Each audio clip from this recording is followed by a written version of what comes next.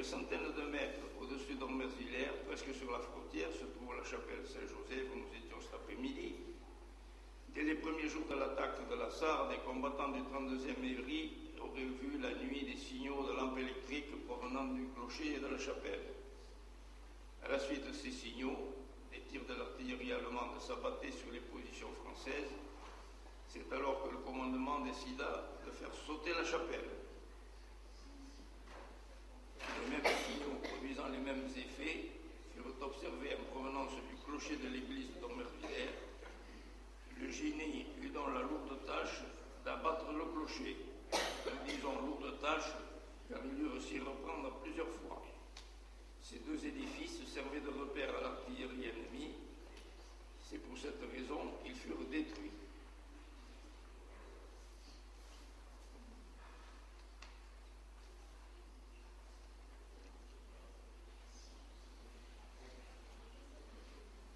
Alors maintenant, je vais vous parler de l'honneur aux morts pour la France du 32e régiment d'infanterie.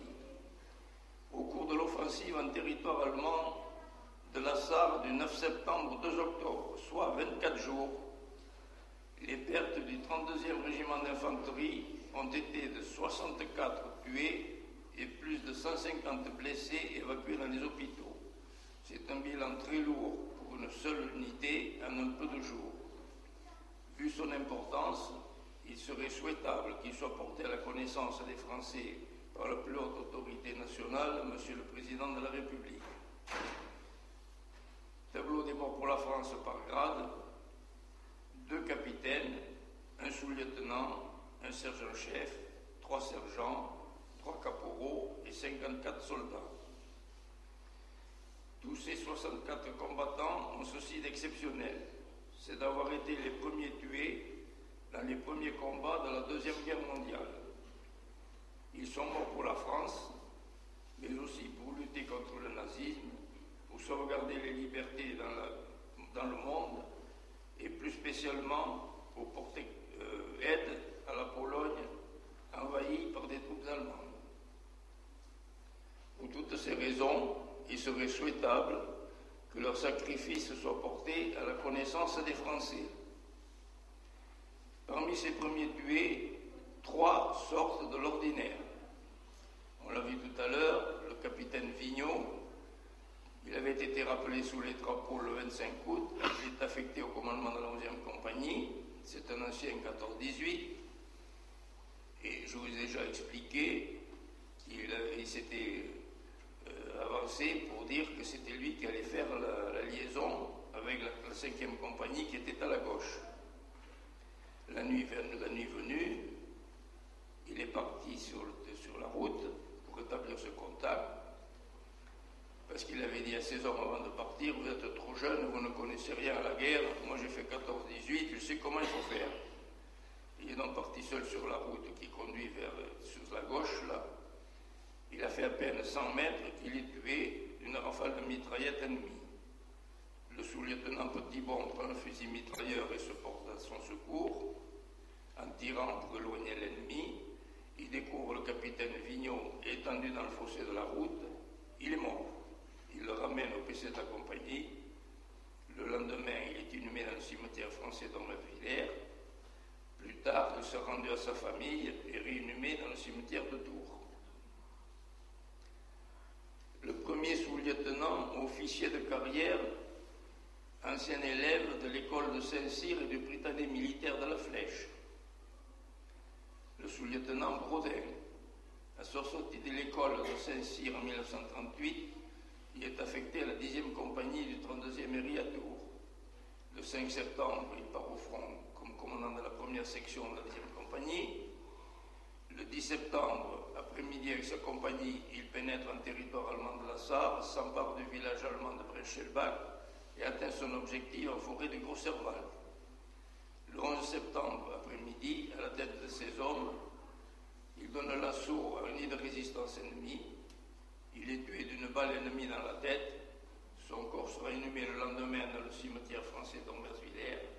Plus tard, il sera rendu à sa famille et réinhumé dans le quartier Brussion du cimetière de la Flèche, réservé aux anciens élèves du Britannique national militaire, où il avait fait ses études avant d'entrer à l'école Saint-Cyr. Le premier soldat du contingent, le soldat Vdovenko Pierre, à l'appel de son contingent en octobre 1938, il est affecté à la 10e compagnie du 32e Héry à Tours. Le 5 septembre 1939, il part au front avec sa compagnie. Le 10 septembre 1939 après-midi, il pénètre en territoire allemand de la Sarre avec sa compagnie. À partir de là, rapportons les paroles prononcées sur sa tombe dans le cimetière de Metz-Chambières le 2 septembre 1989 par son camarade de combat, le soldat Maxime Duval, témoin de sa mort. Mon cher Pierre, dans 2 jours, nous serons à Brinchelbach, le pays devant lequel tu es mort le 10 septembre 1939. Nous venions de passer la frontière. La borne séparative était à notre gauche. Tu m'as pris le bras et tu t'es lancé devant moi en disant « Duval, je suis entré en Allemagne avant toi ». Peut-être cela a-t-il été tes dernières paroles. Nous avons fait plusieurs centaines de mètres et la compagnie s'est arrêtée. Nous mangeons des prunes quand nous avons entendu les premiers tirs d'obus et le sifflement de ceux qui étaient vers nous. Nous nous sommes couchés, l'obus a éclaté, j'ai entendu gémir derrière moi et là je t'ai vu, blessé à la tête, ta cervelle ressortant d'un grand trou dans ton casque. Ta poitrine se dilatait très forte. Là, j'ai compris que l'on ne pouvait plus rien pour toi. En te couchant juste derrière moi, peut-être recherchais-tu la protection d'un ami, je ne le saurais jamais. À noter que le soldat Vdovenko était d'origine polonaise, c'est-à-dire ses parents étaient polonais, mais ils appartenaient à un cirque.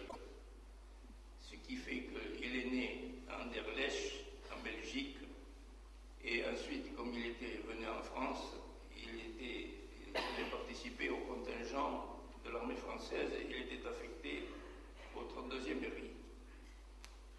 Le destin a voulu qu'il soit tué dès les premiers instants des combats de la Deuxième Guerre mondiale, alors qu'il participait à l'offensive lancée par la France pour faire diversion avec l'entrée des troupes allemandes dans sa patrie d'origine, la Pologne. Son corps sera inhumé le lendemain dans le cimetière français d'Ormersvillers.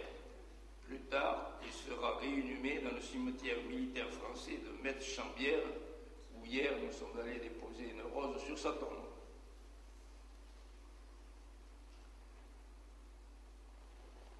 Alors maintenant, la guerre est finie.